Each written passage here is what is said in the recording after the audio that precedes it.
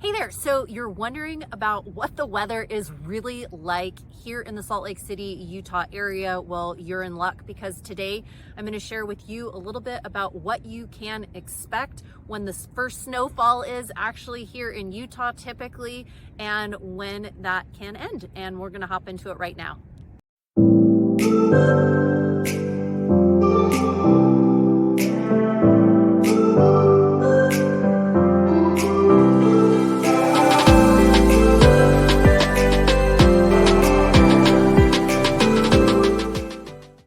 Mariah here. Welcome back to the channel, or welcome to the channel if this is your very first time here. This channel is literally everything you need to know about eating, working, playing, sleeping, and living in the Salt Lake City, Utah area. If that is of interest to you, make sure you subscribe down below and hit that bell for notifications so that you are notified every week we drop a new video.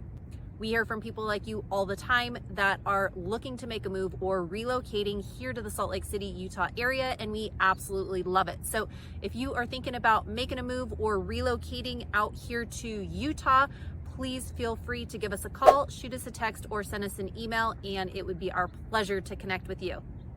So you're wondering, what is the weather really like in Utah? And I want to give it to you straight. So that's what we're going to do today.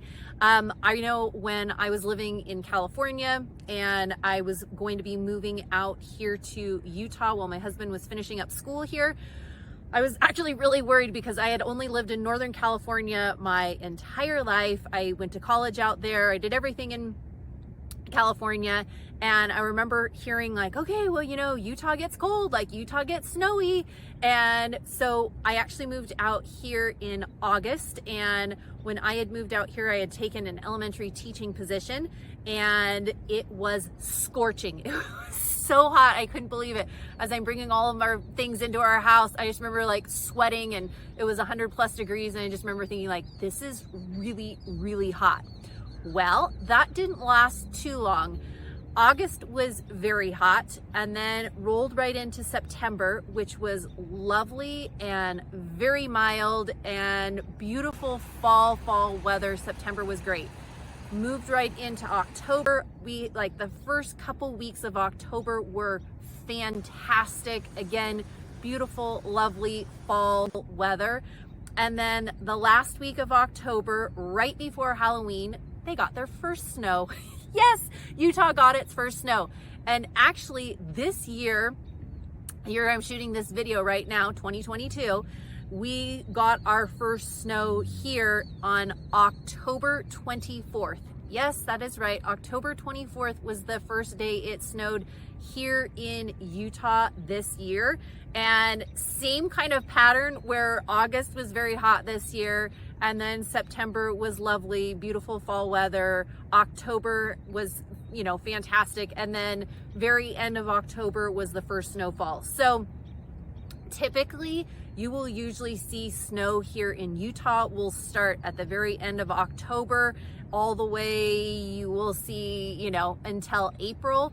So something you should know about, weather here in Utah, starting in October, about mid-October is when they have what's called irrigation water for each of the houses. So with the irrigation water irrigates, waters the outside, the lawns, any kind of water features you have, anything like that outside, it takes care of that. In October, the city ends up turning off that water. And something that you need to keep in mind, if you have hoses that are connected to your house, if you have, water features, if you have anything that is, has water in there, make sure you unscrew those hoses, because otherwise you can have pipes that burst. We had that our first year that we were here. We did not realize, oh wait, we need to take that out.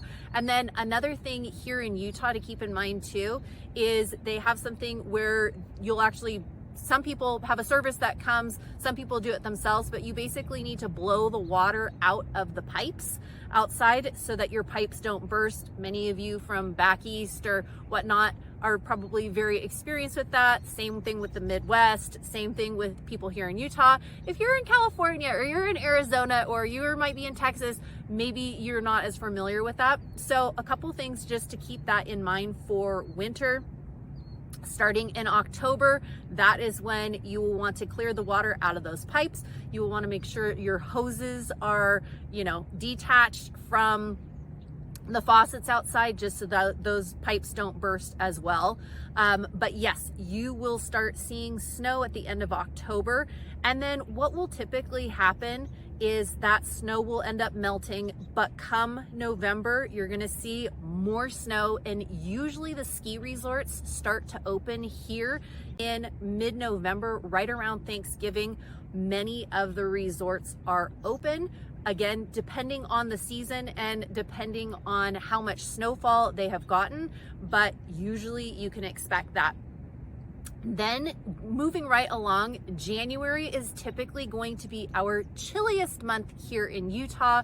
You can expect about 11 inches of snow at least, sometimes more, sometimes less. And again, depending on where you're at here in Utah, but we definitely see the, coldest month is January, followed by February, and then March, yes, is spring, but it's usually still pretty cold. Typically you do see more snow in March, and then April, we usually get a few inches of snow in April. Beautiful for spring skiing, but for some people, they're like, I am absolutely done with snow. Last year, we actually ended up seeing snow all the way, we hadn't, basically April was our last snow day, and then almost toward the very end of May, we had one more really snowy day, and then the sun came out, dried most of the snow up in a day or two, and that was kind of it for the snow for the season. So kind of gives you a little bit of an idea of the weather here in Utah, and particularly the winter. Now, you might be like me, and when I first moved here, I remember thinking like, okay, so I know I can't go skiing every day, and I don't want to be out in the snow every day, so what am I going to do when it is cold and snowy and everything outside, and I still want to get exercise, I still want to be active, I still want to do a lot of things?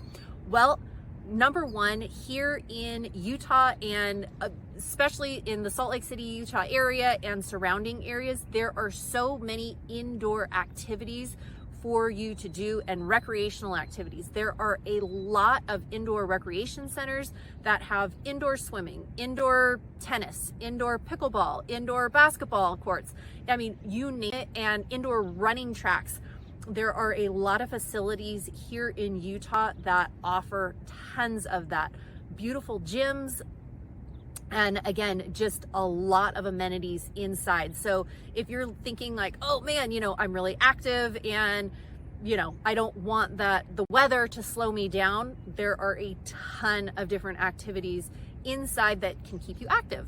But number two, it is not uncommon to see bikers still biking, and hikers still hiking, and runners still running outside, but people wear their mittens, people put, their hats on, they wear the long leggings, they wear snowshoes, they've got, different running shoes that you can use that have grips on the bottom. So a lot of people just adapt and make do to, the different climate change.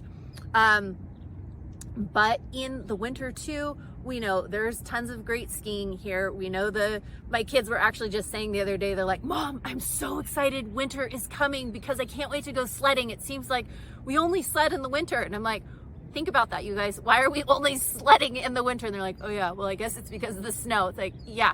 But so at any rate, they're super excited to start the sledding. And as you can see behind me, we've already gotten snow here in Utah.